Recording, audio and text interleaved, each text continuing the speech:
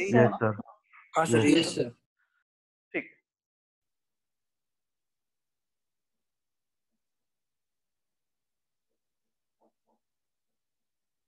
देखो बहुत सारे एटम आयंस के हमने ऑक्सीडेशन स्टेट देखे, दे आर फिक्स्ड। जैसे हम बात करें फ्लोरीन की, फ्लोरीन का ऑक्सीडेशन स्टेट हमेशा -1 होगा उसके कंपाउंड में, क्लियर।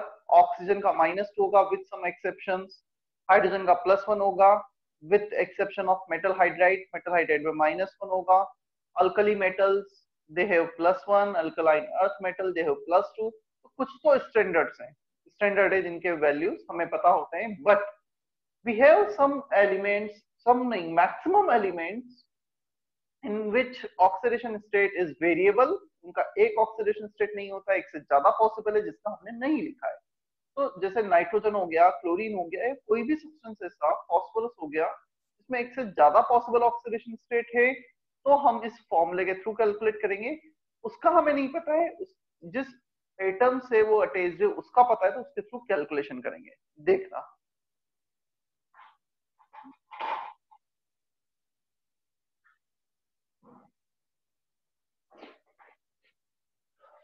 हाइड्रोजन का +1 हमें पता है, ये मेटल हाइड्राइड नहीं है।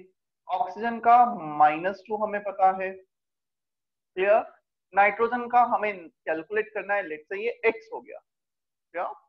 तो hydrogen +1, oxygen -2, nitrogen is x। Now oxidation state sum, hydrogen का +1, नाइट्रोजन का x। दो ऑक्सीजन है, हमें सारे ऑक्सीजन के ऑक्सीडेशन स्टेट को ऐड करना है। -2 for one oxygen atom, for 2 -2 into 2, so addition should be 0। x का वैल्यू कैलकुलेट कर लो, x आ जाएगा +3।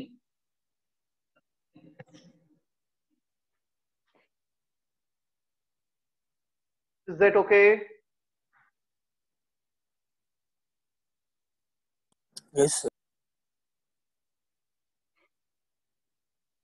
चलो एक और एग्जांपल में एक्सप्लेन कर देता हूं ऐसा ही। अब मैं एक आयन ले लेता हूं, आयन ले लेता हूं मैं फॉस्फेट आयन, PO4 3- आयन। ये न्यूट्रल मॉलिक्यूल था, सम इज 0। फॉस्फेट आयन में फॉस्फोरस का अननोन है, फॉस्फोरस का वेरी भी करता है ना, मतलब फिक्स नहीं है। फॉस्फोरस का x, ऑक्सीजन का -2, x + 4 oxygen, 4 into -2 equal to net charge on the ion -3। When you solve for x, you will get x as +5। क्या इतना समझ में आता है? Yes, sir.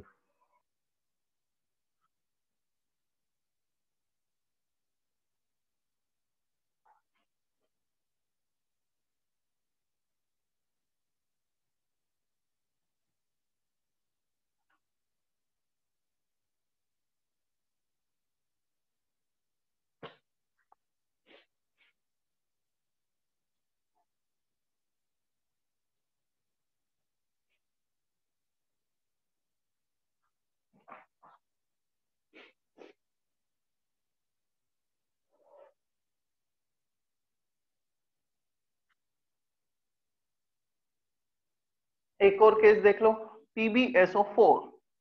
अब PbSO4 में तुम्हें सभी का ऑक्सीडेशन स्टेट बताना है, there is no exception. Oxygen के लिए कोई एक्सेप्शन नहीं है। लेड और सल्फर दोनों का फिक्स नहीं होता है ना, तो हमें दोनों का नहीं पता है।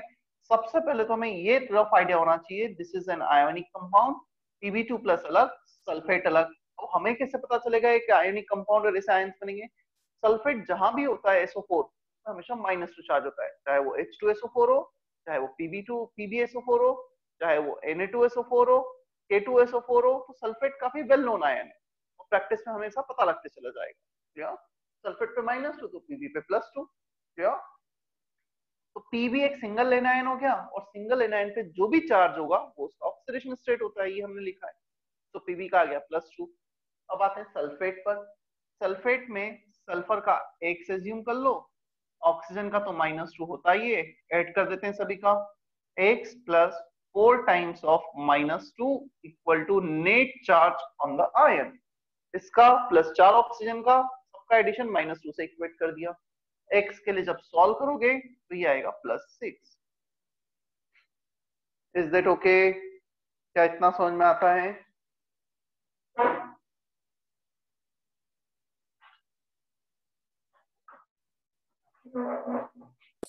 सर SO4 का फिक्स है ना -2? हाँ, सल्फेट इज ऑलवेज -2। मतलब वो एनायन ऐसा एग्जिस्ट करता है, ये फिर एक नॉलेज बेस्ड हो गया, मतलब इंफॉर्मेशन बेस्ड हो गया, उसमें कोई लॉजिक नहीं है, वो इंफॉर्मेशन में पता होनी चाहिए।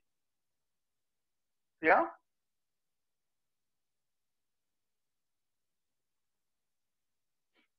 और वैसे मैं एमएसटी सर से मेरी बात हुई है, तुम्हारा जो पीरियोडिक का ये वाला पार्ट है, वैलेंसी एंड ऑल, ये नेक्स्ट वीक में शायद हो जाएगा, मतलब 1 या 2 वीक में हो जाएगा वो। तो उसके बाद फिर हम जो ऑक्सीडेशन स्टेट में आयनिक कंपाउंड में प्रॉब्लम आ रहा है वो वापस से प्रैक्टिस करेंगे।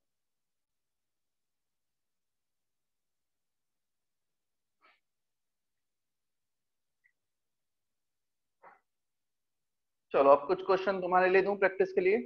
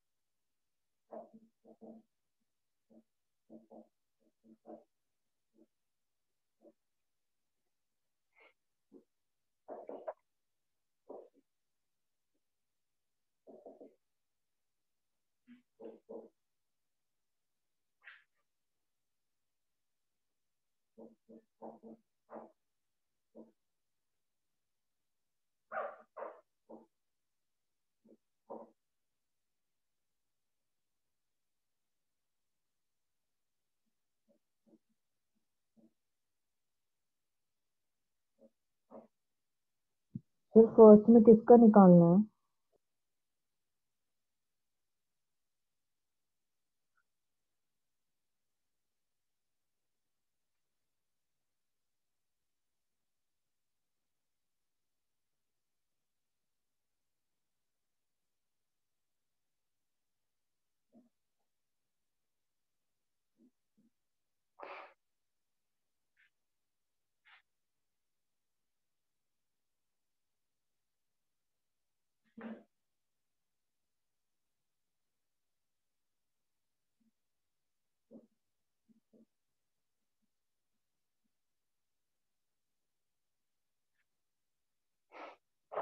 Find oxidation state of all the atoms in the following.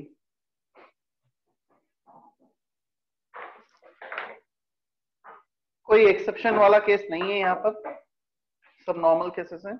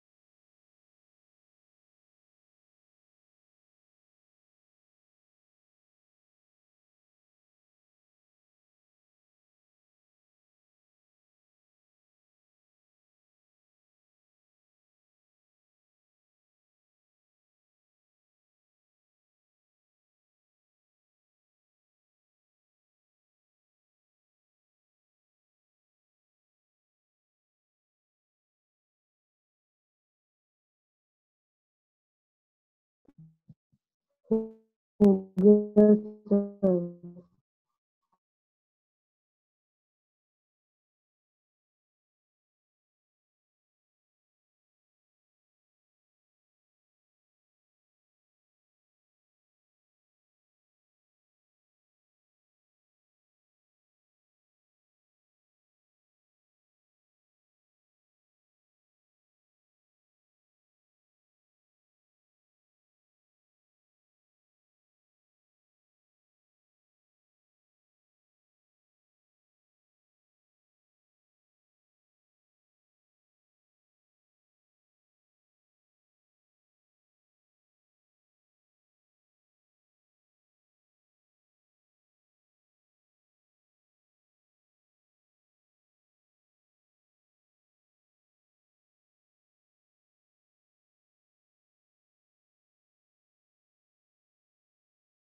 First का 1 है क्या?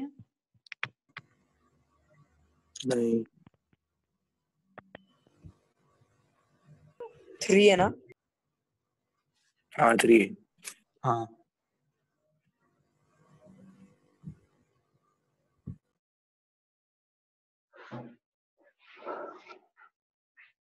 Hydrogen is always +1 except metal hydride. -2 phosphorus का x ले लेते हैं. 3 times of +1 plus x plus 3 times of -2 equal to 0. When you solve for x, you will get x equal to +3. +1 x -2. Alkali metal and oxygen. तो ये इनका fix हो गया. Addition 2 times of +1 plus x plus 4 times of -2. When you solve for x, you will get +6. K2MnO4 +1 x -2. Potassium again alkali metal हो गया, +1 में exist करेगा. 2 times of +1 plus x plus 4 times of -2. x equal to +6. NH4NO3, it exists in the form of ion, NH4 plus ion and nitrate ion. Again ये हमें कैसे पता चलेगा देख के कि ये ऐसे आयंस के फॉर्म में एग्जिस्ट कर रहे हैं, ये आयोनिक कंपाउंड है. ये वेल नोन एनायंस केटायंस है. जहां भी NH4 आता है, it exist in the form of NH4 plus ammonium ion, NO3 minus nitrate ion. तो यार यदि हमें अब तक नहीं भी पता था, अब हमें ध्यान रखना है. तो ये अगेन इंफॉर्मेशन बेस्ड है. NH4 plus NO3 minus. यहाँ पर नाइट्रोजन का X ले लेते हैं, यहाँ पे नाइट्रोजन का Y ले लेते हैं.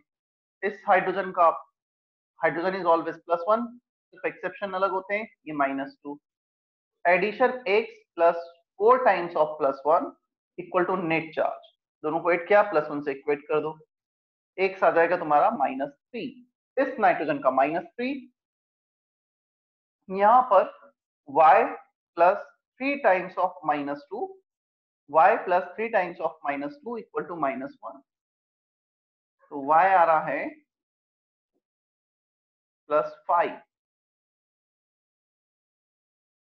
क्लियर? तो इसमें nitrogen -3, hydrogen +1, nitrogen +5, -2. Is that okay? Sir मतलब जो नोन से उनका ले लेना है चार्ज, और जो अननोन से उनको x और y कंसीडर करना है क्या? यस. तो लास्ट रूल का एडवांटेज ये है कि सम 0 होता है. इससे हम काफी कुछ ऑक्सीडेशन जो हमें नहीं पता होते हैं, या जिन एलिमेंट्स के ऑक्सीडेशन स्टेट वेरिएबल्स होते हैं, we can easily determine their oxidation state using this rule. तो सर मेटलॉइड्स का क्या चार्ज लेंगे? मेटलॉइड मतलब जो मैंने लिखाए हैं उनका फिक्स चार्ज, जो नहीं लिखा है वो वेरिएबल होंगे डेफिनेटली. तो उनको कैलकुलेट करना होगा ना. जैसे तो यहाँ पूछेगा नाइट्रोजन का क्या लेंगे, तो कैलकुलेट करना पड़ेगा. सिर्फ गिने चुने ही तो मैंने लिखा है. मैंने लिखाया है अल्कली मेटल्स का, अल्कलाइन अर्थ मेटल्स का, फ्लोरीन का, हाइड्रोजन का, ऑक्सीजन का, एल्यूमिनियम का. जो लिखा है वो फिक्स है, बाकी सब वेरिएबल. या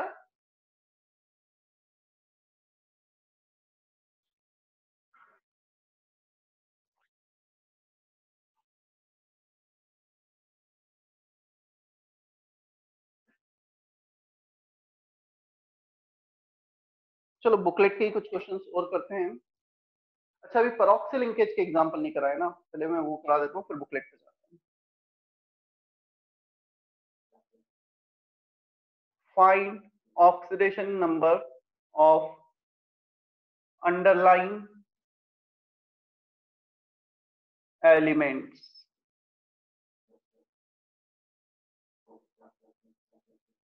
तुम्हें अंडरलाइन एलिमेंट के ऑक्सीडेशन स्टेट बताना है.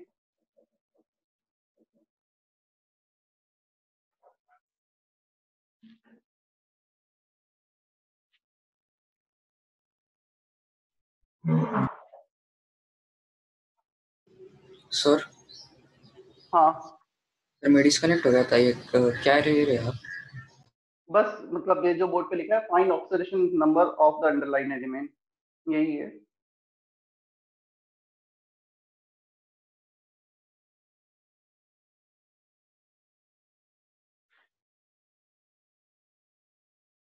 और भी मैं लिख रहा हूँ.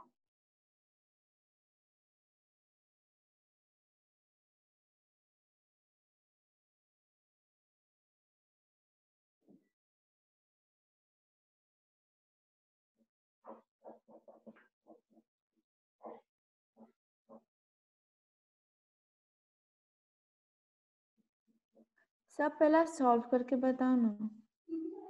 सर तुम ट्राई तो करो, मतलब मैं तो सभी बताऊंगा फिर। पहले दो अच्छे केसेस है क्योंकि इसमें दो अंडरलाइन एलिमेंट है, तो तुम्हें स्ट्रक्चर ड्रॉ करके ही इसको करना पड़ेगा। इनको फॉर्मूले से जा सकते हो बट इनका तो स्ट्रक्चर करना पड़ेगा। जब भी एक मॉलिक्यूल में दो एलिमेंट अननोन हो जाएंगे उनका oxidation state, you need to draw the structure. वो जो बड़ा सा हमने देखा था ना, ये इलेक्ट्रॉन इसके पास जाएगा, ये इलेक्ट्रॉन इसके पास जाएगा, वैसा सब कुछ करना पड़ता है। क्लियर? तो काफी कुछ सर चीजें पर कैसे फॉर्मूले से आ करना है वो जाती हैं, एक एक मिनट। कुछ चीजें फॉर्मूले से आ जाती हैं और कुछ चीजें हमें स्ट्रक्चर ड्रॉ करके करना पड़ता है।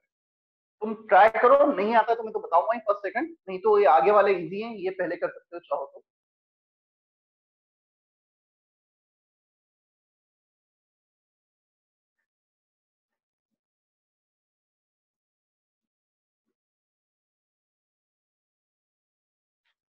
अच्छा, ये फिफ्थ क्वेश्चन के लिए जस्ट थोड़ी सी इंफॉर्मेशन और दे देता हूं मैं।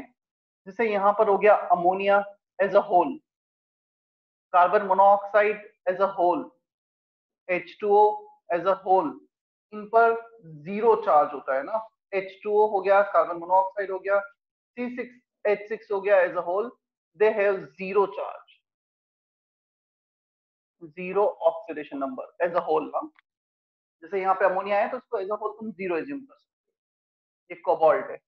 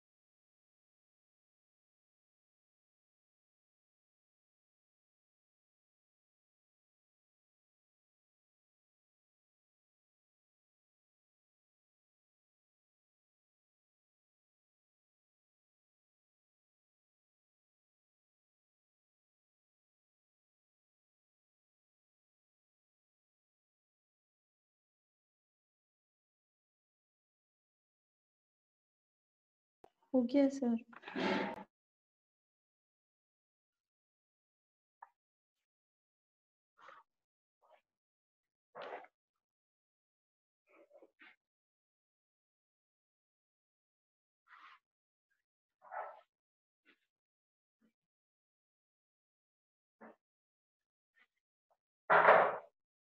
HCN structure will be this.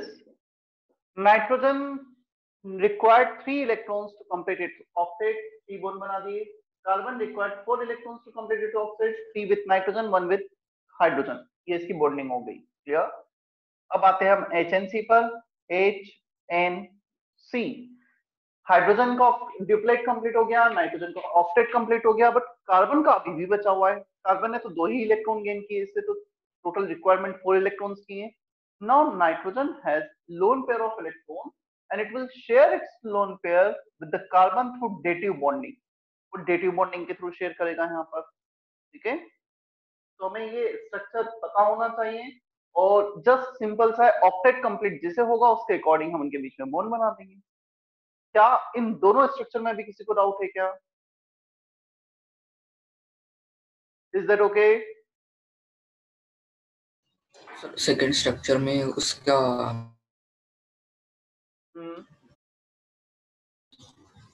Sir मैं वो नाइट्रोजन तीन हूँ, एक मिनट, मैं नाइट्रोजन हूँ और प्रशांत तू कार्बन है।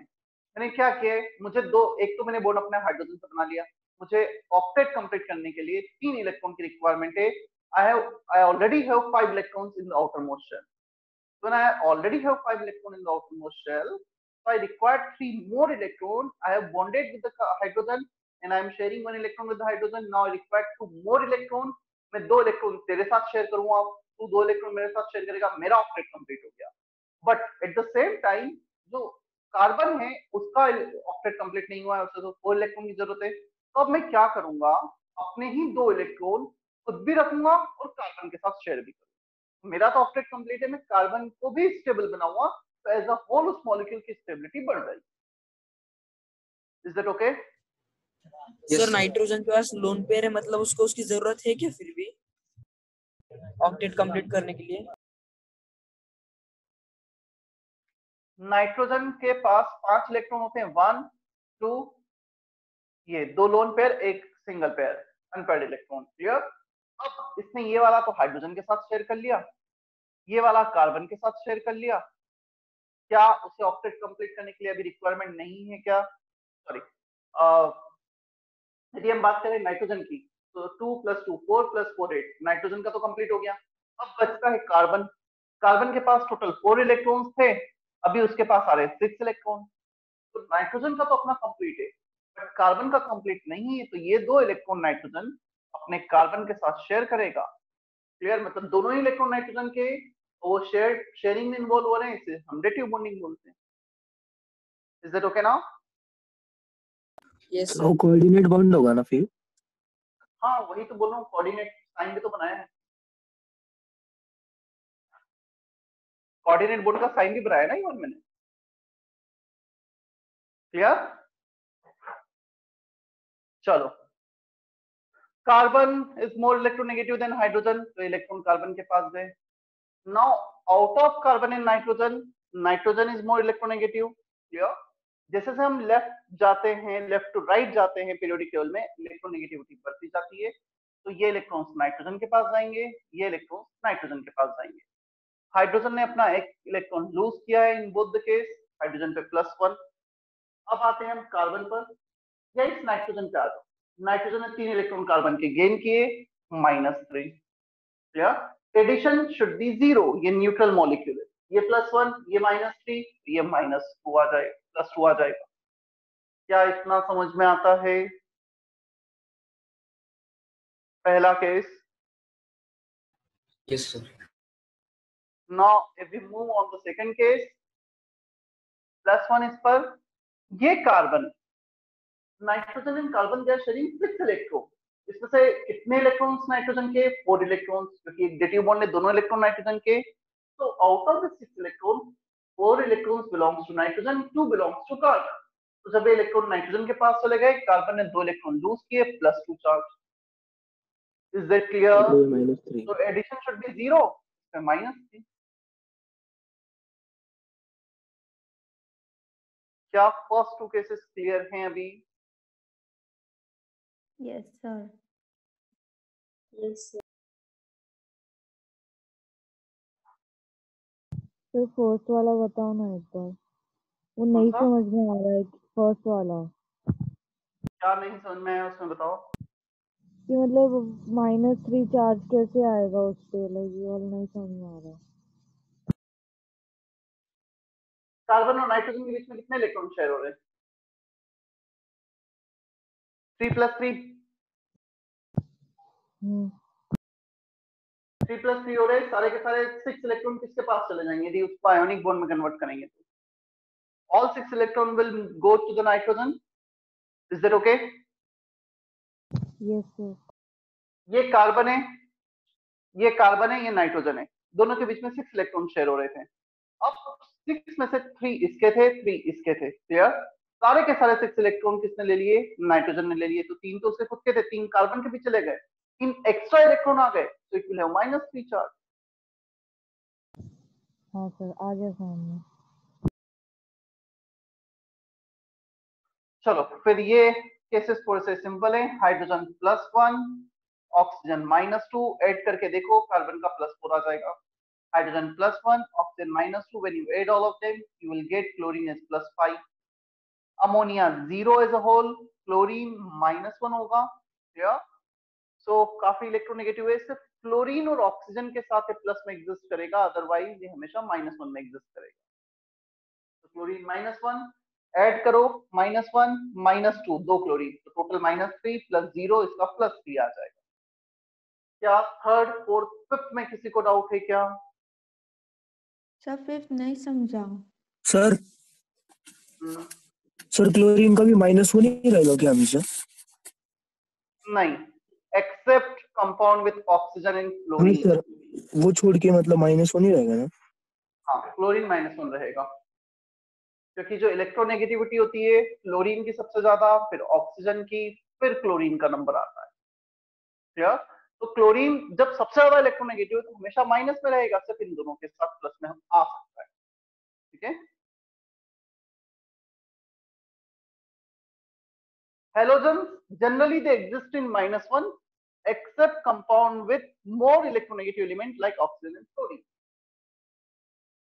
चलो फिफ्थ वाला फिर से देखो, इसका X अमोनिया का 5 टाइम्स ऑफ 0, क्लोरीन का 3 क्लोरीन है, each chlorine will have -1 charge, तो एडिशन शुड बी 0। X के लिए सॉल्व कर लो, +3। क्या ऐसे समझ में आता है अभी ये? Yes sir.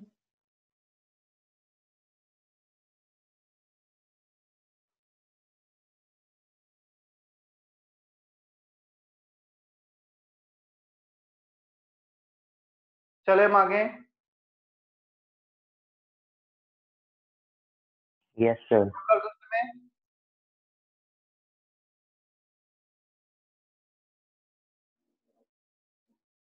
6th and 7th, this both of these cases are given in NCERT, और इस पे तो बेस IIT में 3 से 4 बार अलग अलग तरीके से क्वेश्चंस आ गए।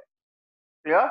इस पे बेस नीट 2019 में एक क्वेश्चन था लास्ट ईयर, तो 6 और 7 केस दोनों NCERT में दे रखे हैं, दोनों के स्ट्रक्चर वगैरह सब कुछ डिटेल में NCERT में दे रखा है।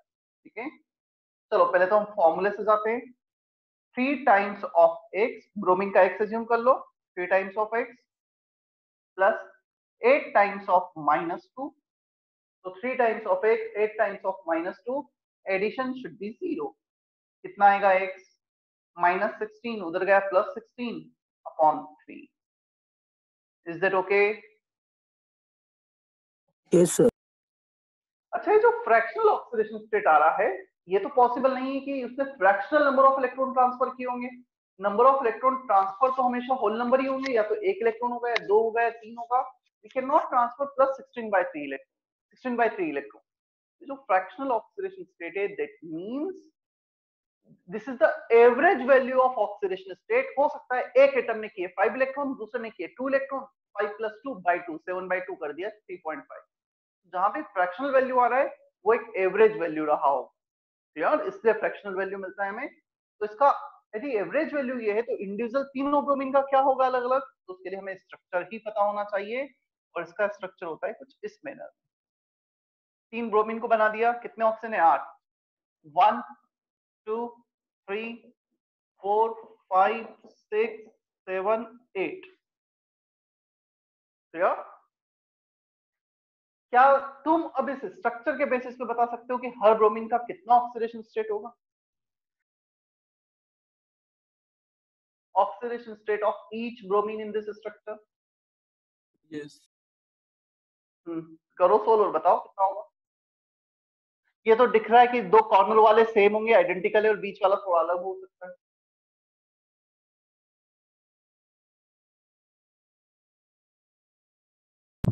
-6 -4 -6। माइनस नहीं, plus. Oxygen will be in minus ना, +6 +4 +6, average value 6 + 4 10 +6 16, 3 bromine 16/3, average value भी मैच कर रहा है। चलो कैसे +6 आया? This bromine will lose 2 electron to this oxygen, 2 to this oxygen, 2 to this oxygen, और ये ब्रोमीन ब्रोमीन बॉन्डिंग के कारण तो चार्ज आएगा ही नहीं, दोनों इक्वल है, दोनों सेम ही एटम है एलिमेंट्स के, तो ये अपना इलेक्ट्रॉन रखेगा और ये अपना इलेक्ट्रॉन रखेगा। This bromine is losing 2 electron here, 2 here and 2 here, total 6 electron lose कर रहा है +6 charge। In the same manner ये भी +6, और एकदम बीच वाले ब्रोमीन की बात करोगे 2 electron here, 2 electron here, is losing only 4 electron to the oxygen। क्या ये केस समझ में आया? डिटेल में फॉर्मूले से भी पता होना चाहिए, स्ट्रक्चर से भी sir. पता होना चाहिए, और इसका स्ट्रक्चर एक इंफॉर्मेशन है जो आज जैसे मैंने बताई है तो तुम्हें ध्यान रखना है। स्ट्रक्चर जहां भी आते हैं कुछ तो हम हाइब्रिडाइजेशन केमिकल बॉन्डिंग के थ्रू ड्रॉ कर पाएंगे, कुछ इंफॉर्मेशन ही होती है, हमें पता होना चाहिए ना। चले हम आगे। Yes sir. Na2S2S4O6, पहले फॉर्मूले से जाते हैं। 2 times of +1 sodium alkali metal है, it always exists in +1, 4 times of X plus 6 times of -2, addition should be 0। तो यहां पर जब X के लिए सॉल्व करोगे तो +2.5 आ जाए, यहां भी फ्रैक्शनल मिल रहा है, that means this is also average value, ये भी एवरेज वैल्यू रहा होगा, तो इसका भी स्ट्रक्चर पता होना चाहिए फिर तो हमें।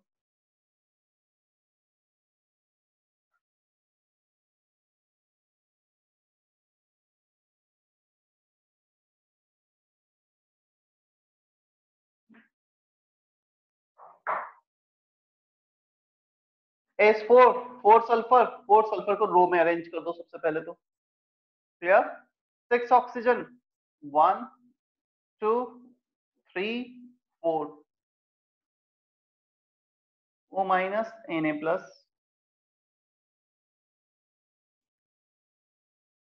कुछ ये स्ट्रक्चर होता है ना इसका, क्या ये सल्फर 2 इलेक्ट्रॉन इस ऑक्सीजन को लूज कर रहा है, 2 इलेक्ट्रॉन हियर 1 इलेक्ट्रॉन हियर, ये तो सल्फर सल्फर बॉन्ड के कारण कोई भी चार्ज नहीं आएगा। +5 0 0 +5, चलो एवरेज काउंट करते हैं, 5 + 0 + 0 + 5 10/4 सल्फर, 10/4 + 2.5।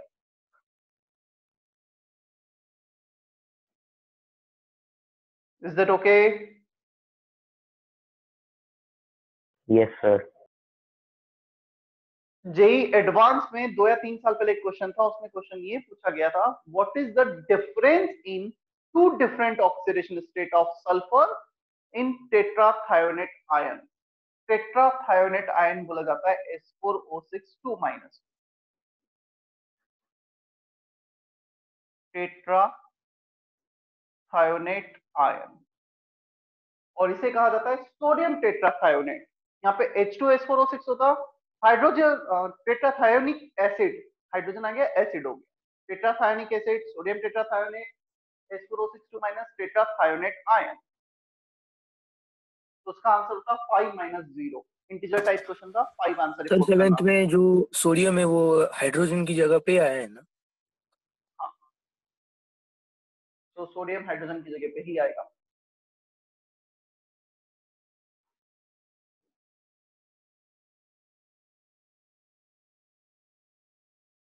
उसमें आपने चार्ज कितना लिखा है? किस पर? सोडियम पे सर, कितना उस चार्ज पर होगा अल्कली मेटल? लास्ट सल्फर पे +5 0 5 ही 0 होगा ना? 5 ही है, 5 ही सर वो +5। 1 जैसा लिख रहा है।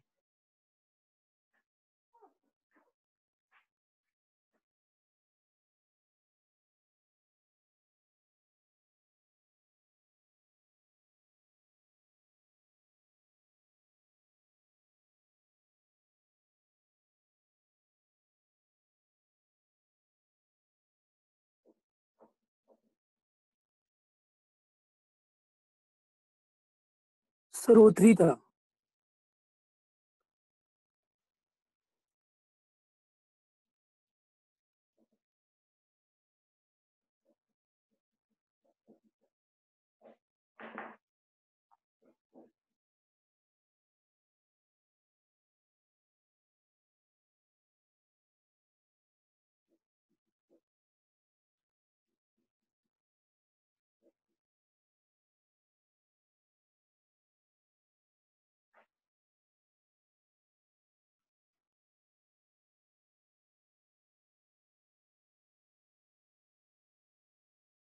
H2S2O3 पहले तो फॉर्मूले से जाते हैं, +2 आएगा। इसका स्ट्रक्चर कुछ ऐसा होता है। H2SO4 और H2S2O3 में एक छोटा सा डिफरेंस बस इतना ही है, एक ऑक्सीजन को एक सल्फर से रिप्लेस हो जाता है। एक ऑक्सीजन की जगह सल्फर आ गया, बाकी सब कुछ similar structure. Sulphur sulphur bond zero charge दिखाएगा, जीरो ऑक्सीडेशन स्टेट। ये सल्फर एक इलेक्ट्रॉन इस ऑक्सीजन को, 2 इलेक्ट्रॉन इस ऑक्सीजन को और 1 इलेक्ट्रॉन इस ऑक्सीजन को लूज कर रहा है। टोटल 4 इलेक्ट्रॉन लूज कर रहा है। क्लियर?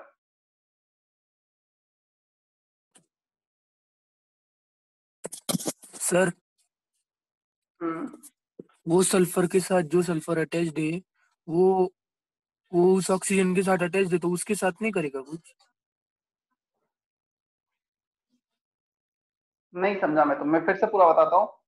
सल्फर ने ये 1 इलेक्ट्रॉन इस ऑक्सीजन को लूज किया, 2 इलेक्ट्रॉन इस ऑक्सीजन को लूज किए, 1 इलेक्ट्रॉन इस ऑक्सीजन को लूज किया, टोटल 4 इलेक्ट्रॉन लूज किए।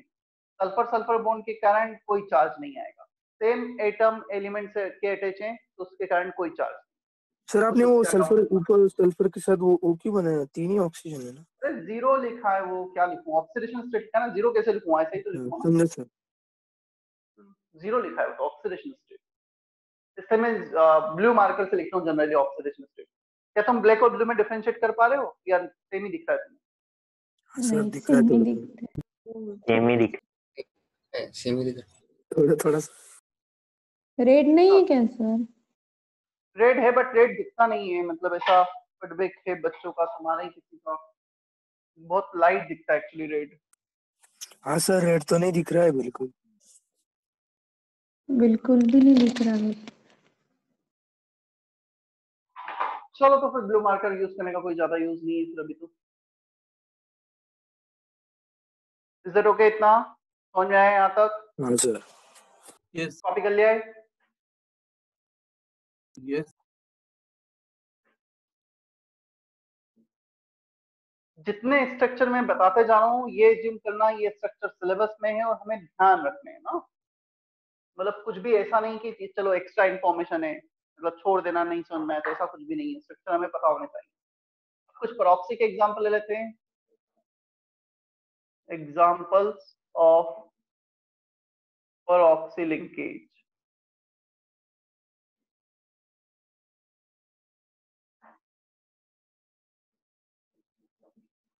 H2O2 परऑक्सी लिंकेज में तो हमें सारे स्ट्रक्चर पता होने ही चाहिए ना। बट पहले तुम अपने लेवल पे ऑक्सीडेशन स्टेट निकालो, स्ट्रक्चर तो फिर मैं बनाऊंगा।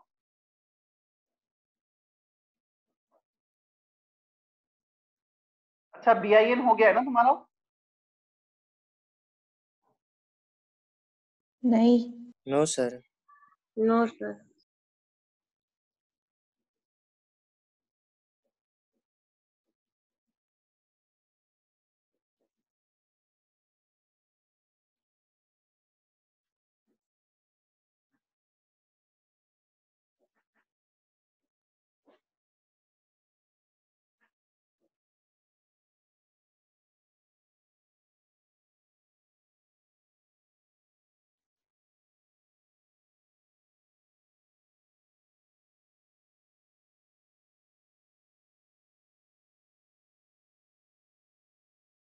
देखो वैसे तो परऑक्सी लिंकेज के जो एग्जांपल्स है वो हमें पता होने चाहिए, जितने भी एग्जांपल्स हैं।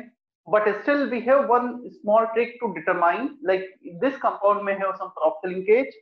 मैं बात करता हूँ H2SO5 की। तुम इसमें एक फॉर्मूले से ऑक्सीडेशन स्टेट निकालने जाओगे, +2 -10, 5 to the -10। तो इस पे सल्फर पे चार्ज आना चाहिए +8। बट सल्फर का जो इलेक्ट्रॉनिक कॉन्फ़िगरेशन होता है, आउटर मोस्ट शेल में 6 इलेक्ट्रॉन्स हैं। क्लियर? 1s2 2s2 2p6, ये तो हो गया इनर शेल का। 3s2 3p4, जैसे ऑक्सीजन है 2s2 2p4, sulphur is 3s2 3p4। तो 6 इलेक्ट्रॉन है आउटर मोस्ट शेल में। कोई भी एलिमेंट अपने जो आउटर मोस्ट इलेक्ट्रॉन है वो इजीली लूज कर सकता है, अंदर वाले इलेक्ट्रॉन लूज नहीं करेगा। उसका मैक्सिमम पॉसिबल ऑक्सीडेशन स्टेट आएगा +6। फॉर्मूले से आ रहा है +8। इसका मतलब हमने कुछ गलत किया है। ऑक्सीजन जिसे ऑक्सीजन का -2 -4 है। किया था उसका कुछ एक्सेप्शन क्रिएट हो सकता है। तो जहां भी एलिमेंट अपने मैक्सिमम इलेक्ट्रॉन से ज्यादा ऑक्सीडेशन स्टेट शो कर रहा है कैलकुलेशन से, वहां पर परऑक्सी लिंकेज की पॉसिबिलिटी आ जाती है। SaPO5 में देखोगे फॉर्मूले से जाओगे +7, बट फास्फोरस के पास 5 इलेक्ट्रॉन है आउटर मोस्ट शेल में। 1:2, 2:2, 2p6, 10 यहाँ तक हो गए, देन 3s2, 3p3, 3s के 2 इलेक्ट्रॉन, 3p के 3 इलेक्ट्रॉन, 5 इलेक्ट्रॉन लूज कर सकता है, +5 is the maximum possible oxidation state for phosphorus, where by formula we are getting +7. कुछ गलत है यहाँ पर, ऐसा सभी में चेक करोगे, सल्फर यहाँ पे +7 में आएगा, क्रोमियम यहाँ पे +10 में आएगा, जबकि क्रोमियम में आउटर कॉन्फ़िगरेशन होता है एक्सेप्शनल 1, 4s1, 3d5, तो ये 6 इलेक्ट्रॉन लूज कर सकता है, 4s का 1 और 3d के 5, यहाँ पे तो +10 आ रहा है, पेरोक्सी लिंकेज रहा हो, तो एक जस्ट ट्रिक होता है काफी बार, हाईएस्ट ऑक्सीडेशन स्टेट जो पॉसिबल है उससे ज्यादा आ रहा है कैलकुलेशन पर, तो फिर पेरोक्सी लिंकेज होने की पॉसिबिलिटी आ जाती है।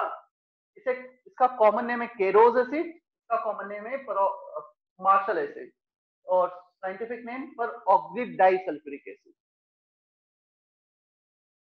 जिनके कॉमन नेम थे बता दिए, जिनके नहीं थे वो नहीं लिखे हमने।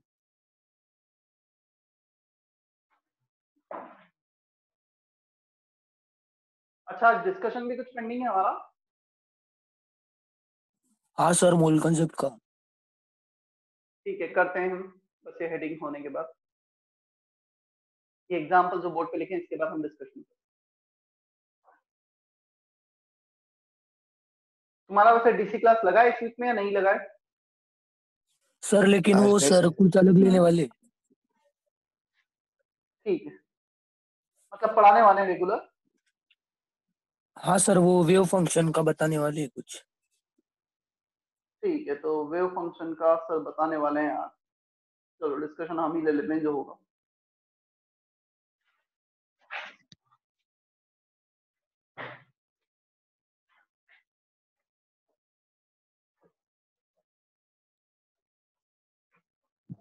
तो मतलब इनका ON नहीं होगा क्या? ओएन नहीं होगा मतलब ये कैसे होगा? होगा कुछ। नहीं हाँ, वो कुछ क्या होगा फिर इसमें? ये मैंने जस्ट तुम्हें, मुझे ऑक्सीजन पता की है जगह पे तुम्हें एकदम से -1 नहीं बनेंगे, डाल ये तुमसे नहीं बनेंगे, ये मुझे पता था, जस्ट तुम थोड़ा सा थॉट दो ताकि जब मैं एक्सप्लेन करूंगा तो तुम्हें थोड़ा सा अच्छे से समझ में आए। सुनना,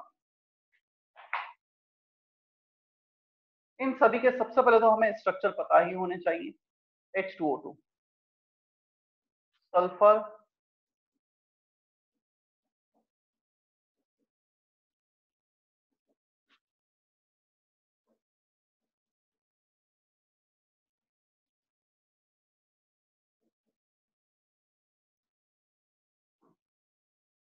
पहले 3 केसेस देखते हैं हम।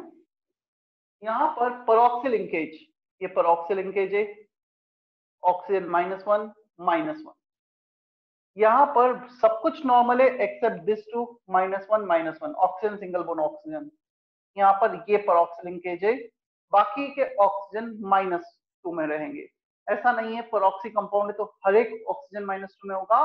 इन this cases, in all this cases, सब oxygen is in peroxy link involved in peroxy linkage, they will exist in -1, the remaining oxygen will exist in -2। तो यहाँ पे हाइड्रोजन +1 +1, बाकी सब कुछ नॉर्मल, -2 -2 -2 +1 +1। अब सबको ऐड कर दो, सल्फर का निकाल लो। क्लियर? तो जब सबको ऐड करोगे और सल्फर सबका ऐड करके 0 से इक्वेट करोगे, सल्फर +6 आएगा, यहाँ पे फास्फोरस +5 आएगा। तुम स्ट्रक्चर से भी जा सकते हो, ये फास्फोरस एक इलेक्ट्रॉन लूज कर रहा है इस ऑक्सीजन को, एक इस ऑक्सीजन को, एक इस ऑक्सीजन को, and 2 to this oxygen. Total electron lost by this phosphorus is 1 + 1 + 1 + 2, that is 5. Is that okay? First 3 cases. और ये स्ट्रक्चर जो मैंने ड्रॉ किए ये इंफॉर्मेशन बेस्ड है, तुम्हें नहीं पता था अब तक, कोई बात नहीं, अब हमें ध्यान रखना। Clear?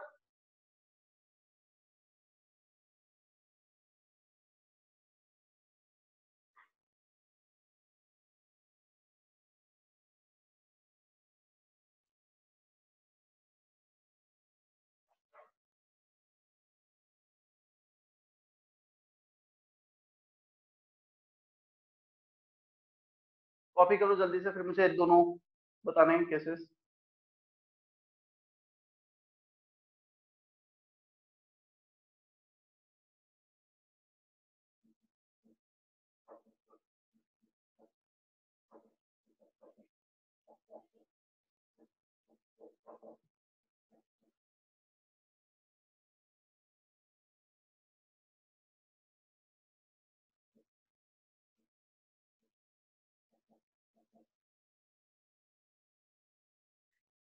In Marshall acid, peroxide disulfuric acid, everything is normal except this two oxygen. ये peroxy linkage में होंगे, बाकी सब कुछ normal. सल्फर का सॉल्व करोगे +6 आ जाएगा.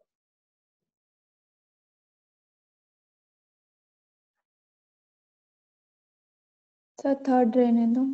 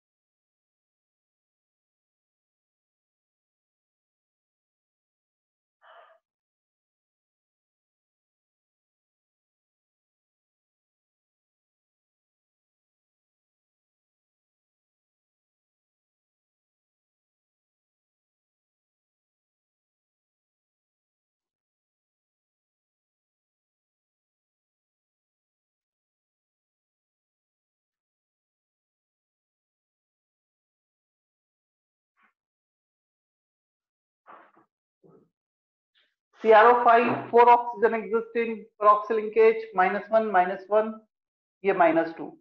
Addition should be 0, chromium पे +6. इसमें सिंगल बॉन्ड पे एक इलेक्ट्रॉन, डबल बॉन्ड पे 2 इलेक्ट्रॉन लूज किए, टोटल 6 इलेक्ट्रॉन लूज किए. This structure looks like butterfly structure, no? तो बीच में क्रोमियम, 4 ऑक्सीजन इस मैनर में और एक ऑक्सीजन ऊपर. बटरफ्लाई स्ट्रक्चर कहा जाता है.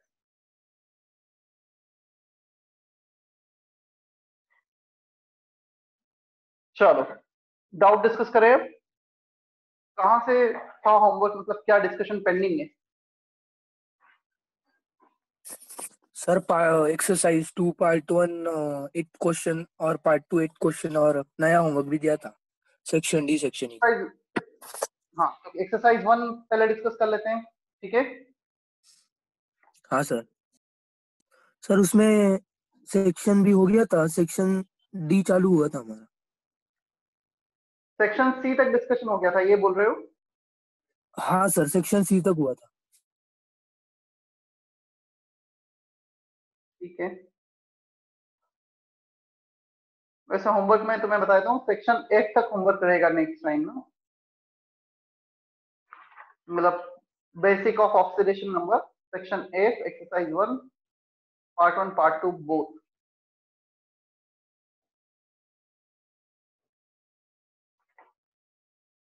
चलो, तो सेक्शन सी तक तुम्हारा डिस्कशन हो गया था. सेक्शन डी और सेक्शन ई हमें डिस्कस करना है एक्सरसाइज 1.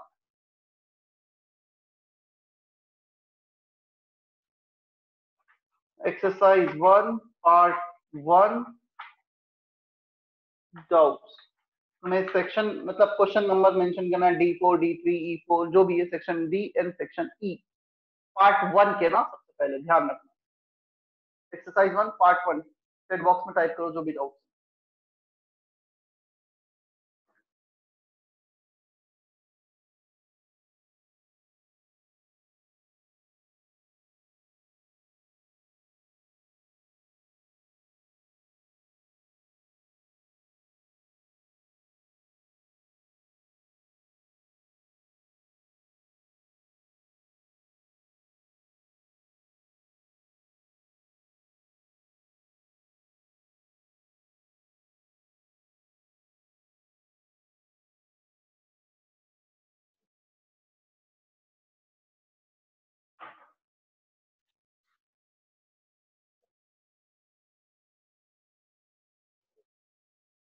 E3 E4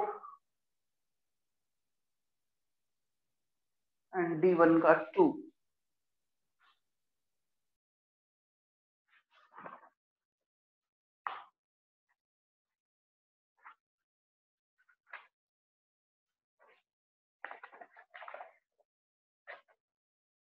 D1 का second question, E3 and E4, इतने क्वेश्चन आए हैं अभी।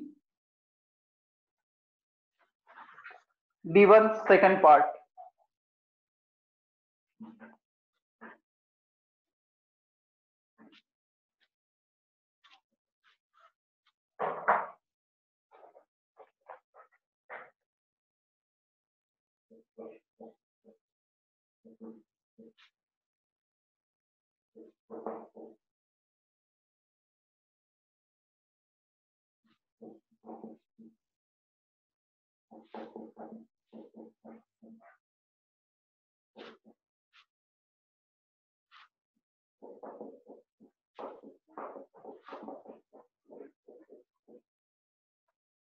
चलो पहले तो रिएक्शन को बैलेंस कर लेते हैं हम। CaCH3 H3PO4, 3 calcium 3 calcium, phosphate 2 phosphate, यहाँ पर हो गए 3 CO2 हो जाएंगे। H2 की बात करें 6, तो यहाँ पर हो जाएंगे। Is that okay?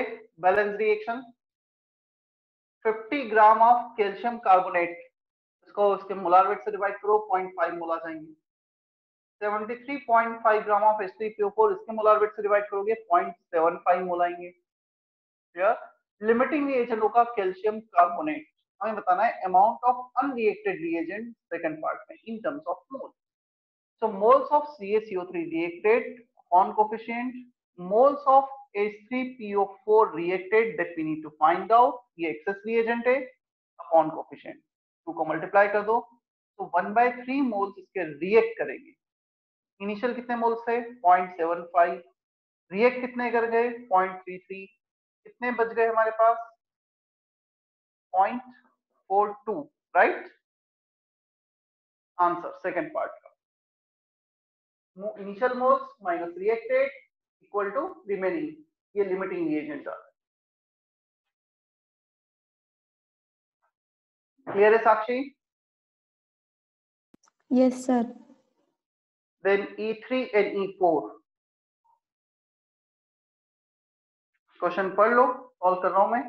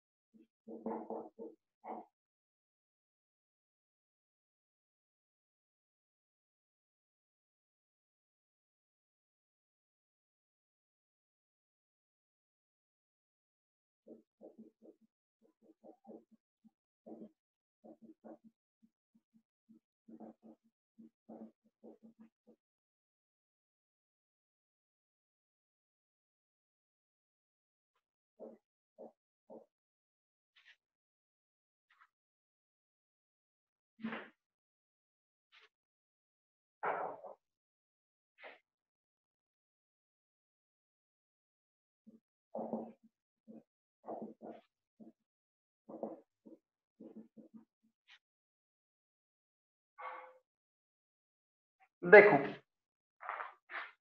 एक सैंपल है जिसमें NH CO3 है, Na2CO3 है, टोटल कुछ वेट है 2 ग्राम, और हमें परसेंटेज निकालना है Na2CO3 का।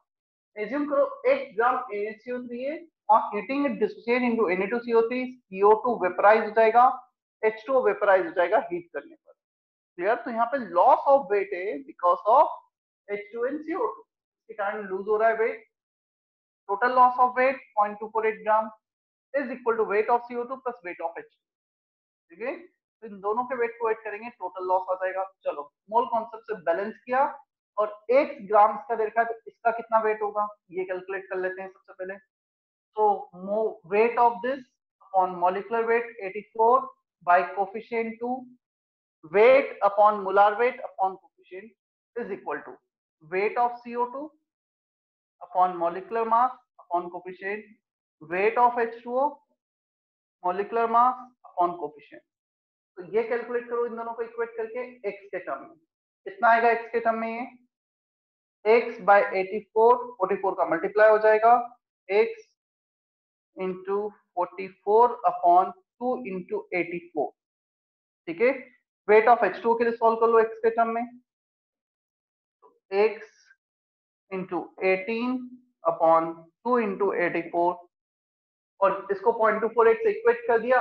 Now we can solve for x। चलो x के लिए भी सॉल्व कर लेते हैं हम। x आएगा 0.248 इंटू 2 इंटू 84, और 44 प्लस 18 कितना होता है 62 अपॉन 62। ठीक है, इतना क्या ये, हाँ ये एग्जैक्टली डिवाइड हो रहा है। 62 इंटू 4 इज 248, तो ये आ जाएगा 0.004। क्लियर? अब सॉल्व कर लेना। चलो मैं सॉल्व करके पूरा आंसर तक चले जाता हूँ इसमें, E3 तक। 0.004 इंटू 2 इंटू 84, ये आ रहा है 1.136 ग्राम। हमारे पास 1.136 ग्राम आया NaCO3। 2 में से माइनस Na2 करेंगे। तो Na2CO3 कितना रहा होगा? Na2CO3 हमारा रहा होगा 2 minus this wait. Clear?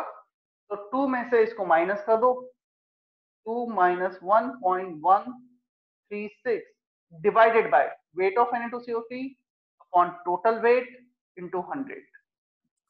This is the final answer. 0.864। ये फाइनल आंसर आ जाएगा। Is that okay? Percentage of Na2CO3 in the initial mixture.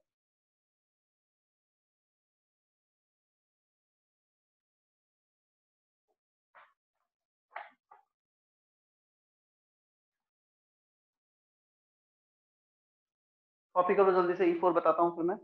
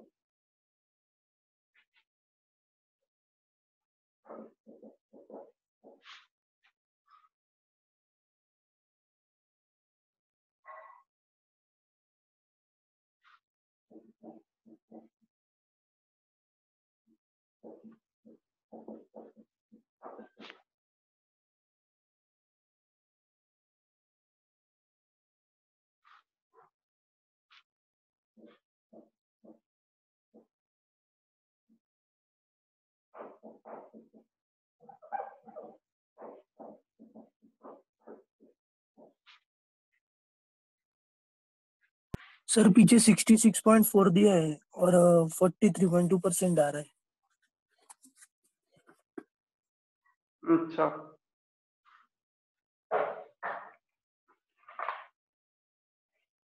देख लेता हूं मैं एक बार कैलकुलेशन उसका। 2 ग्राम sample containing Na2CO3 NaCO loses 0.248 gram when heated to 300. The temperature at which NaCO3 decomposes to this. What is the mass percentage of Na2CO3? तो 0.248 लिया हमने, weight of CO2 plus weight of H2 किया, x ग्राम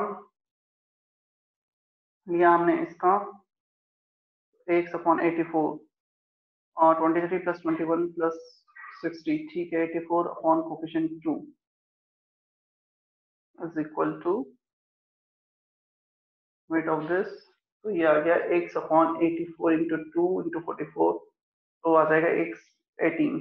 ठीक है, यहाँ तक तो x आ जाएगा हमारा 0.248 into 2 into 84 upon 44 plus 18, 62, 124 to 48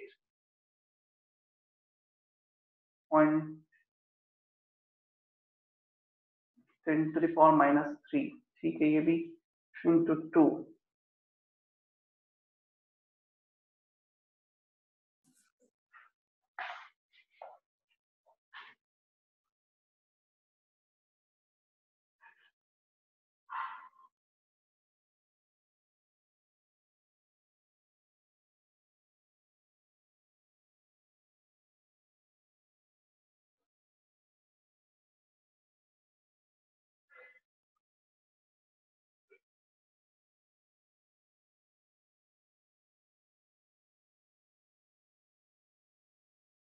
ये कैलकुलेशन थोड़ा गलत हो गया है, मतलब सब कुछ सही है, एवरीथिंग इज करेक्ट, सिर्फ मैंने कैलकुलेटर से जो कैलकुलेट किया वो गलत हो गया।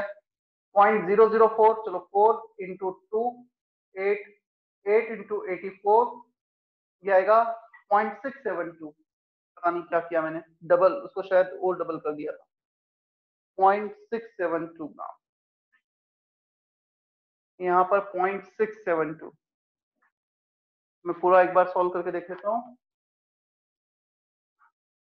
2 माइनस 0.672 डिवाइडेड बाई 2, 66.4 आ रहा है। कितना दे रखा है?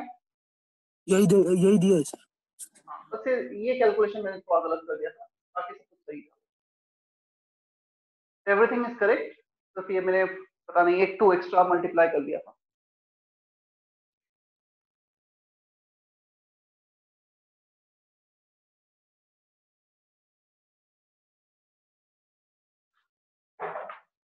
Okay, E4, a sample of chalk means CaCO3 that contains impurity and water, moisture भी उसमें, हीट करने पे जो मॉइस्चर रिलीज होता है वो हो रहा है 11% ऑफ 5 ग्राम। टोटल वेट 5 ग्राम दे रखा, उसका 11% कैलकुलेट किया, ये आ गया 0.55 ग्राम। इतना मॉइस्चर लूज हो रहा है। Second, again it is losing weight due to heating, release of CO2, CO2 भी रिलीज हो रहा है, उसके कारण भी वेट लूज हो रहा है। Total loss of weight is given 1.1 gram. तो CO2 के कारण कितना रहा होगा? 1.1 टोटल माइनस 0.55, तो इतना वेट CO2 का रिलीज हुआ होगा। दो अलग अलग इंफॉर्मेशन दे रखी है। क्वेश्चन ये पूछा है यदि इसका x ग्राम है 5 ग्राम सैंपल में, तो परसेंटेज बताओ। Okay, now we can use mole method. Weight upon molecular mass by coefficient. Weight 0.55, इसको माइनस करोगे 0.55 आ जाएगा। Molecular weight upon coefficient, x के लिए सॉल्व कर लेते हैं। 100 को मल्टीप्लाई किया, 55 by 44, ये आ रहा है 5 by 4, 11 5 of 55, 11 4 of this, 1.25 gram. Percentage calculate कर लेते हैं। 5 ग्राम में 1.25 ग्राम हमारे पास CaCO3 है, तो परसेंटेज प्योरिटी 1.25 अपॉन 5 इंटू 100, 20, 12.5, 25%। यही दे रखा है आंसर? नहीं, नहीं सर। 33.33%। ये भी गलत आ रहा है। इतना क्या कैलकुलेशन होगा? चलो फिर से चेक करता हूँ calculation. A sample of chalk contain clay's impurity. The clay impurity loses 11% of its weight as moisture. ठीक है। 5 gram sample of chalk on heating shows a loss in weight due to evaporation of CO2 and water by 1.1 gram. Calculate percentage of chalk in the sample. तो 5 ग्राम का 11% ले लिया, ये correct है। 5 ग्राम sample of chalk on heating shows loss in weight due to this. ये CO3 CO2 का weight हमने लिया, total loss of weight is 5 gram, 1.1 gram. तो 5 ग्राम का 11%, 11 5 तो 55, वो भी सही है। 0.55 माइनस किया, वेट बाय मोलार वेट फिर आपने बाय 100, तो 55 अपॉन 44, 11 अपने 5 माइनस से नहीं आना। एक मिनट, तो ये आ गया 1.25 gram. Calculate percentage of chalk in the sample. इसका एग्जाम लिया था 5 से। हाँ बोलो, क्या बोल रहे हो? बोलो क्या बोल रहे हो? बोलो। 1.1 माइनस 0.55 किया है वही तो वो आगे माइनस माइनस नहीं करके हुआ आया। है। माइनस किया तो है 0.55। सब कुछ तो सही किया। Calculate the percentage of chalk CaCO3 in the sample. उसका x लिया, उसका 5 लिया। आंसर क्या दे रखा है इन लोगों ने? 33%, 33.33। 1/3। हाँ सर। हमने सब कुछ सही किया है। इन्होंने 0.33 के सर उधर calculation के according दिया। 5/4 की जगह 5/3 चाहिए था।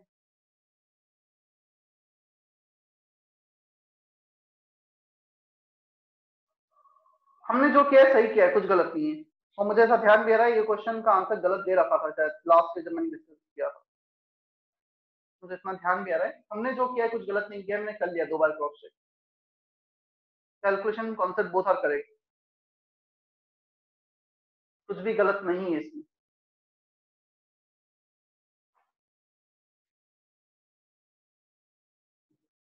सीओ सॉलिड होगा तो ये तो लूज होगा नहीं वेट, करेक्ट है जो भी किया है।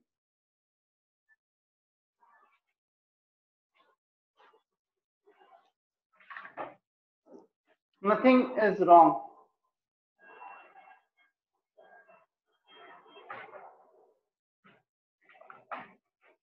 तुम आंसर चेंज कर सकते हो ना बुकलेट में चाहो तो।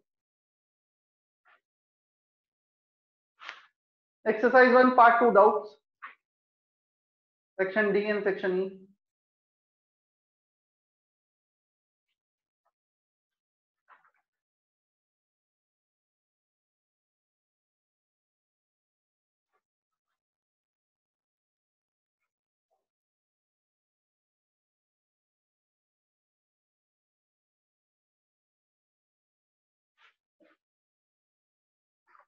जल्दी से टाइप करो doubt section exercise 1 part 2।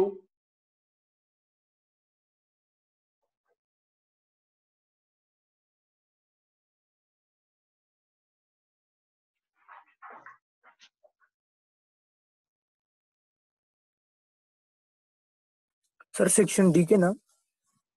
Section D section E. Section D and section E. Sir part 2 का सेक्शन सी भी नहीं हुआ था। तो सेक्शन सी भी टाइप कर दो। Section C section D section ई।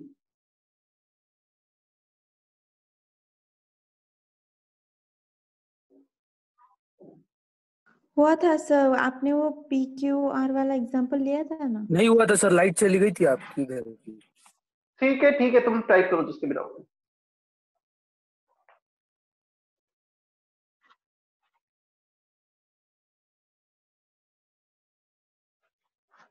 चलो 4 डाउट आए हैं। C6 D4 E3 E7। C6 D4 E3 E7। Sir E1 E2 भी बता दो। क्या E1 E2 लिखो चैट बॉक्स में लिखो।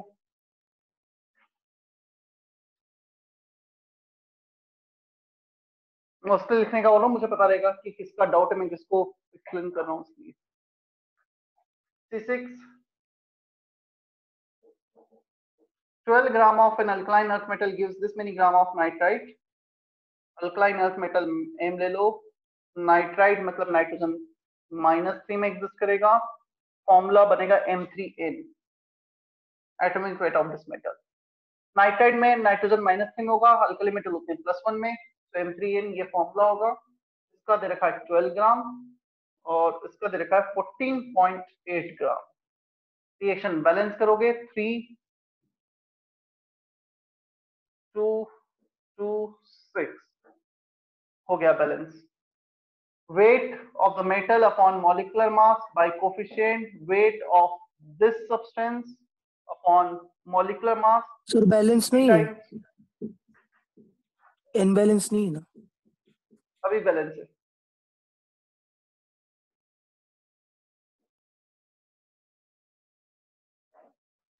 मॉलिकुलर मास मेटल का m एज्यूम कर लिया, तो weight upon m upon coefficient, weight of this substance upon 3m plus 14 upon coefficient 2। m के लिए सॉल्व कर लेना क्रॉस मल्टीप्लाई करके, ठीक है।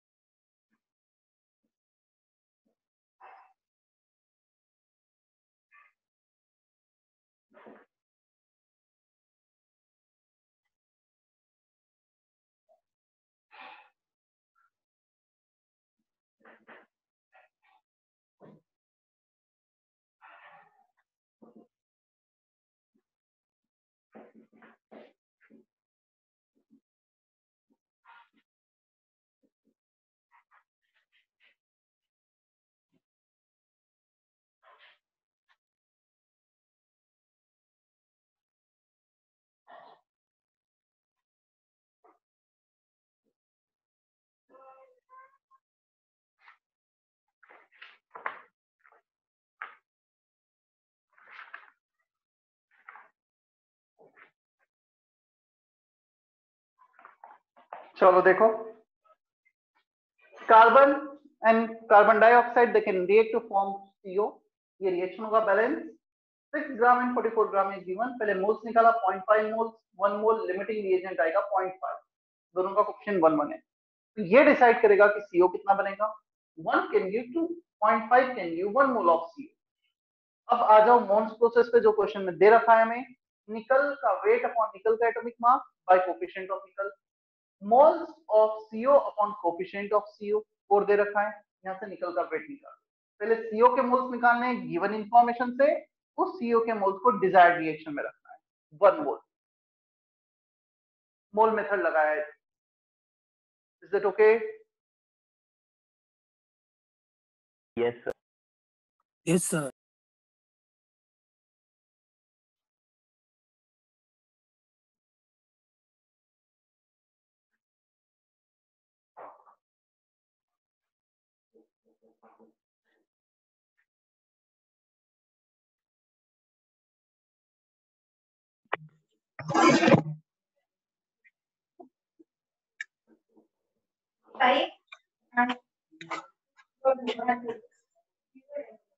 Yes, please mute yourself.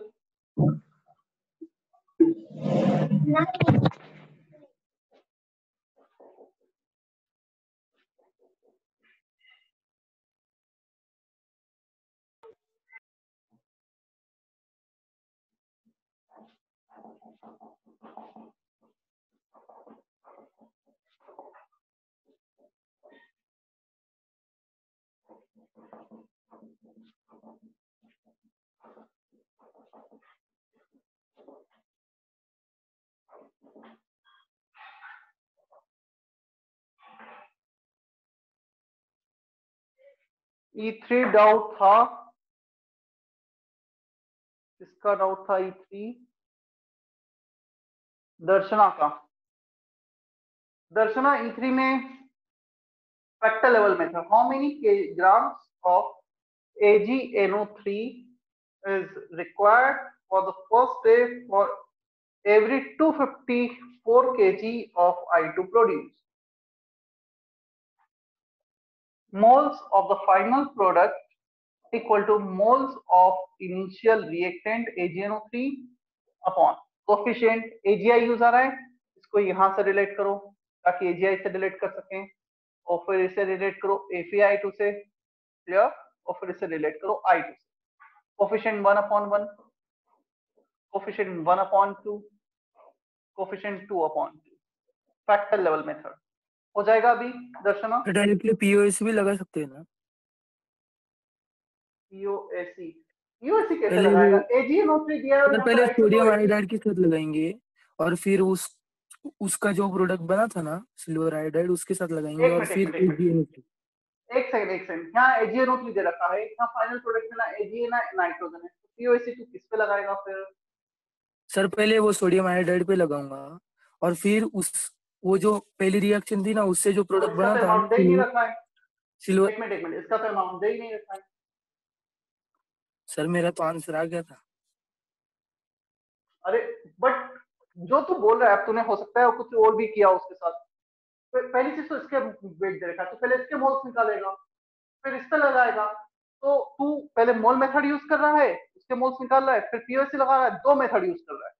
तो इससे बेटर है ना कि एक ही मेथड में फैक्टर लेवल मेथड पे चले जाओ और सॉल्व कर दो। मतलब कौन सा बेटर है, एक ही स्टेप में आंसर लाना या 2 या 3 स्टेप में? सर पीओएसी लगाया था मैंने फिर वो सोडियम आयोडाइड का किया ना, उसके बाद सिल्वर वो आयोडाइड का निकाला। तो ये बता, पीओएसी किस पे लगाया सबसे पहले? पीओएसी सोडियम आयोडाइड और आयोडीन पे। सोडियम आयोडाइड के मोल्स कहाँ से आए तेरे पास? सर फिर वो इसके दिए था ना, आयोडीन के दिए थे ना, उसका कहाँ वेट दिया दिए? था, तो उसके मोल्स निकाले फिर मैंने पहले। फिर चलो, मतलब तूने इसका दे रखा है तो इसके आगे, इसके बाद फिर वो सिल्वर आयोडाइड के साथ लगाया, और फिर उसका सिल्वर नाइट्रेट के साथ लगाया। तो कितने स्टेप किए तूने? 3 स्टेप। 3 बार पीओसी लगाया। अब हाँ तो सर। बता, तेरा 3 स्टेप और मेरा 1 स्टेप, कौन सा बेटर वे है? तो 3 में तूने थोड़ी सी भी गलती कर दी, कुछ मिस कर दिया आपकी एक भी स्टेप में, तो आंसर गलत हो जाएगा। तो डेफिनेटली ना, यदि मुझे बैलेंस रिएक्शन दे रखा है तो it is better to use factor लेवल मेथड। एक ही स्टेप में आंसर आएगा, मैं 3 स्टेप पे क्यों जाऊंगा? सर लेकिन ये भी करेक्ट था ना? करेक्ट तो है, करेक्ट तो हम 3 हमने मेथड देखे हैं, फैक्टर लेवल मेथड, मोल मेथड, पीओसी। ऐसे तो हम मोल मेथड के तीनों अलग अलग लगा के सॉल्व कर सकते हैं। बट क्वेश्चन अगेन ये आता है, यदि हम एग्जाम में 2 मिनट में या 3 मिनट में क्वेश्चन को करने चाहिए तो कौन सा अप्रोप्रिएट है? तो जहां भी सिक्वेंशियल रिएक्शन दिखता है, बैलेंसिंग दे रखी है, तो it is always appropriate to use factor लेवल। बैलेंसिंग नहीं दिख रही है तो फिर हम पीओसी पे जाते हैं। यस। E7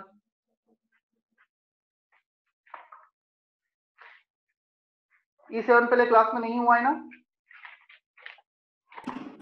नहीं सर।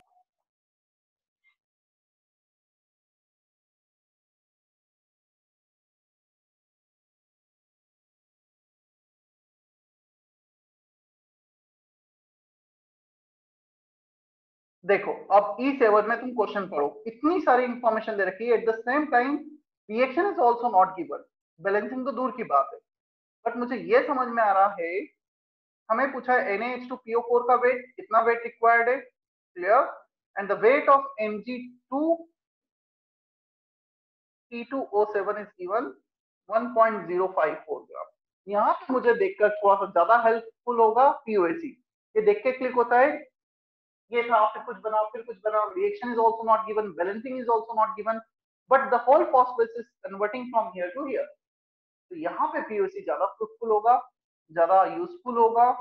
हम पीओसी लगाते हैं ऑन फॉस्फोरस। तो weight of this upon molecular mass, sodium 23, hydrogen 2 25, 25 plus phosphate होता है 95, ये हो गया 120 अपॉन, हाँ बस, moles of this into 1, phosphorus के मोल्स आ गए, is equal two moles of this 1.054 gram, magnesium 24 into 2 48 plus phosphorus 31 plus 31 62 plus oxygen 16 into 7 into 2। तो ये फॉस्फोरस में 2 का मल्टीप्लाई कर दिया, 2 फॉस्फोरस, 1 का 1 का मल्टीप्लाई कर दिया, W के लिए सॉल्व कर लेना, आंसर आ जाएगा final. Is it okay? Yes, sir. E7 के बाद आया है E1 एंड E2। सर उसमें बस थोड़ा कैलकुलेशन मिस्टेक हो रहा है, बस एक ही बता दो सर, फर्स्ट वाला।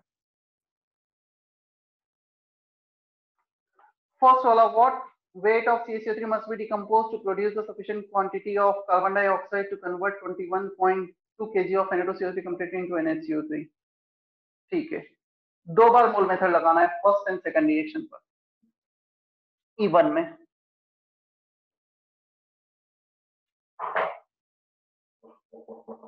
सबसे पहले सेकंड रिएक्शन की इंफॉर्मेशन दे रखी है, 21.2 kg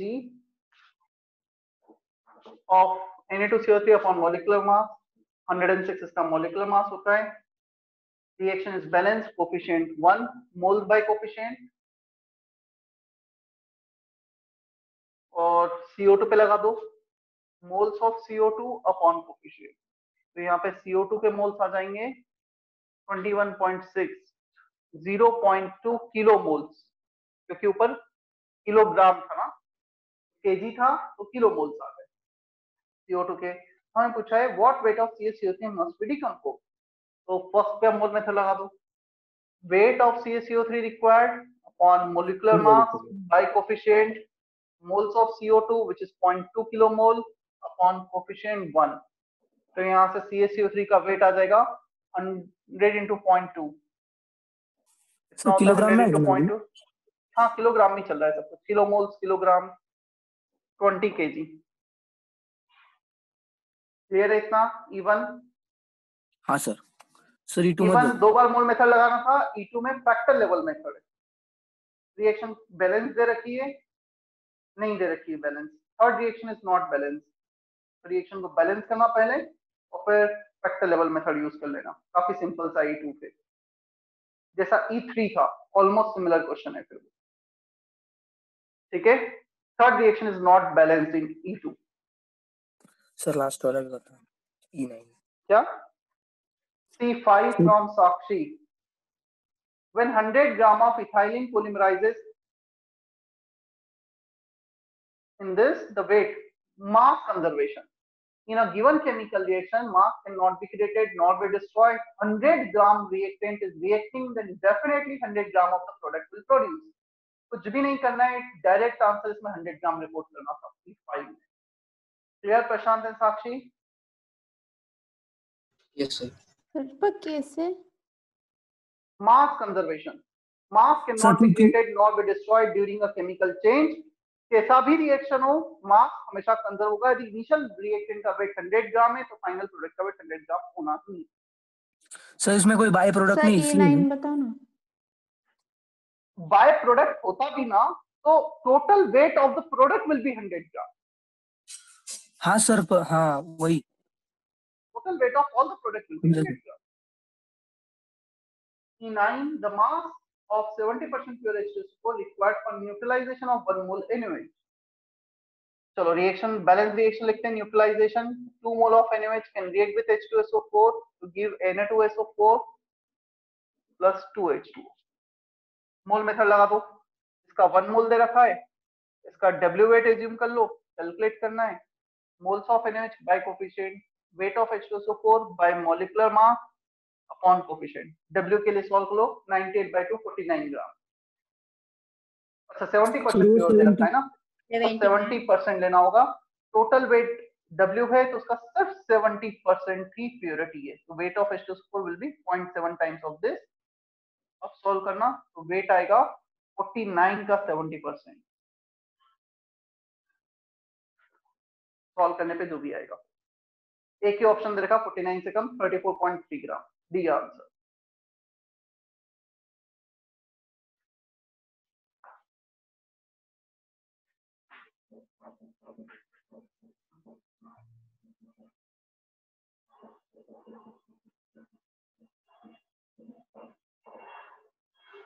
यहां तक कोई डाउट किसी को?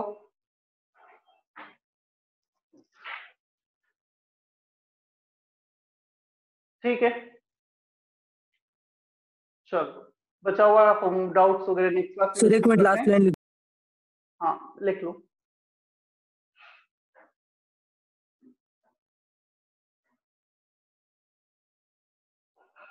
सर E9 का पीछे C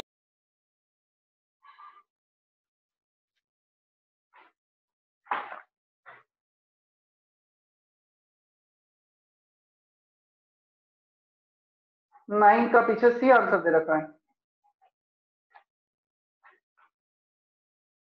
सो डिवाइड 0.7 डिवाइड. हाँ 0.7 डिवाइड होगा. Right right right right. आज पता नहीं सर क्या हो रहा है, काफी कैलकुलेशन मिस्टेक हो रही है.